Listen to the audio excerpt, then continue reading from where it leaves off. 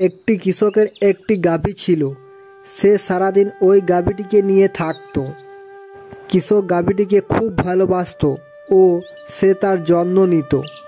গাভীটি ছিল একটি জাদুর গাভী, কিন্তু সেটা কৃষক জানতো না। একদিন কৃষক গাভীটিকে কিছু ঘাস খাওয়ায়। তারপর হঠাৎ দেখে যে গাভীটির মুখ থেকে সোনার মুদ্রা বের হচ্ছে।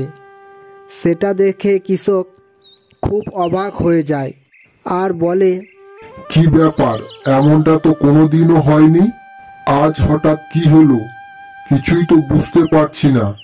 কোনো কিছু কি ভুল খাওয়া দাওয়া করালাম, তার জন্য এমনটা হচ্ছে? তখন গরুটা বলে, আমি একটি জাদুর গরু, তুই সেটা জানতিস না। তুই আমাকে খুব ভালোবাসিস আর আমার যত্ন করিস, তাই আমি তোকে কিছু সোনার মুদ্রা দিলাম, বুঝলি? এই সোনার মুদ্রা দিয়ে তুই তোর পরিবারকে নিয়ে সুখে শান্তিতে বাস করবি, বুঝলি? এরপর থেকে কৃষক সেই মুদ্রা বিক্রি করে সে তার জীবন সুখে শান্তিতে কাটাতে লাগলো।